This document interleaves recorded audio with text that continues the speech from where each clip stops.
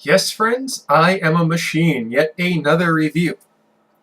And tonight, I will be reviewing what I have left of George Dickel Tennessee Sour Mash Whiskey number 12.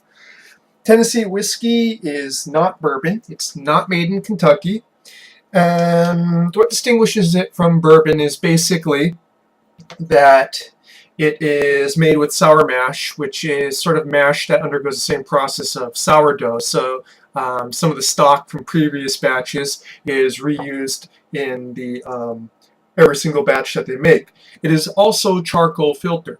And in the case of George Dickel, it is George Dickel. It is charcoal filtered it's chill charcoal filtered to further remove um, impurities, as they call it.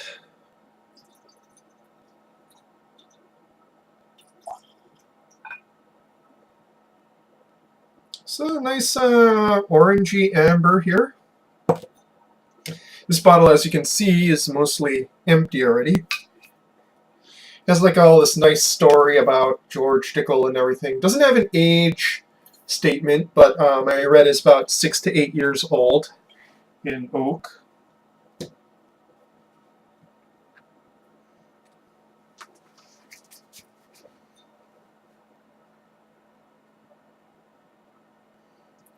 Very mild, smooth, oaky, vanilla, with a slight hint of fruit behind it. Maybe a bit of nuttiness as well. Pretty thick on the legs there.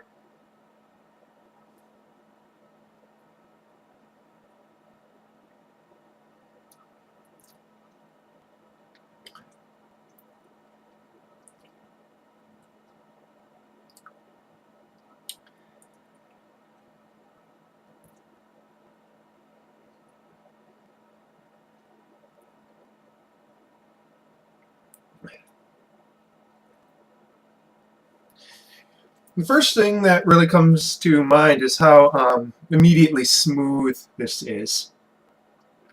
It just goes down very smooth. It immediately goes on the tongue, just kind of coats it. Smooth butter, no real burn to it at all. It just has no real edges to it. Conversely, as the downside to that, it also has nothing that really stands out. Nothing that has a burst of character either. It's just incredibly smooth.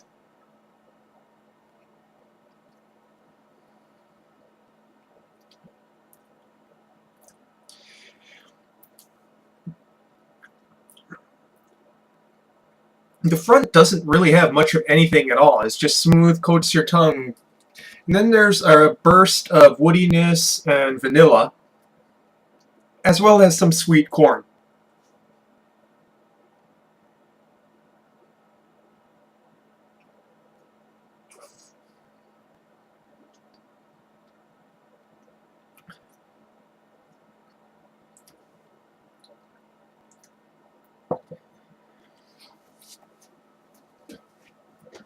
I find that there's some hint of mandarin oranges hiding behind that woodiness, as well as a slightly sort of tingly, minty finish. I don't know if there's any rye in this that might be the cause of that. I don't know the mash bill at all. Right.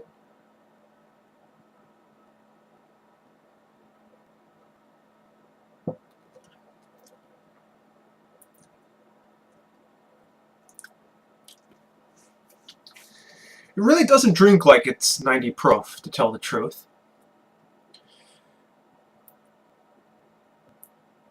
My problem with this is the same problem that I have with most Tennessee whiskeys. Well, pretty much there's only really 2 Tennessee whiskeys. Well, 4 actually, so far as I know. There might be 5, but 2 that everyone knows, namely George Dickel and, of course, Jack Daniels. Not too big of a fan of Jack Daniels, so I haven't tried the more premium lines of that yet. Let's just say I have more interesting things to spend my money on at this point. But if offered it, I will definitely drink it just to go and see what it's like.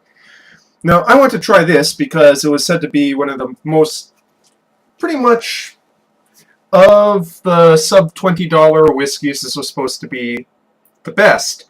And in regards to that, yes, it is very smooth. Yes, it goes down very easily.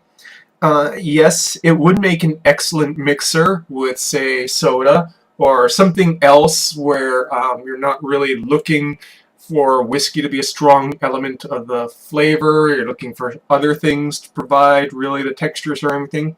Or if you're just kind of looking for something to sip without thinking too much about it or blasting your palate to smithereens. Yeah, I could see it.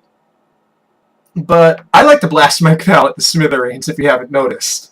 I like edges and roughness. So this is just too smooth for my liking. If you like smooth things, by all means, this is something that you definitely should go and get. But otherwise, for myself, I'm going to try the other George Dickel lines. I've tried George Dickel Rye, which is, of course, the same rye whiskey that is served in many other bottles and forms from Lawrenceburg, Indiana. But that's another long story that I'll have to perhaps write a blog post about or tell you about sometime. But until then, George Dickel number 12. If you like smooth whiskey, don't like to be challenged on your tongue, just want to drink, just want to mix, just want to get a good buzz on, by all means, for myself, that's your whiskey review for tonight, folks.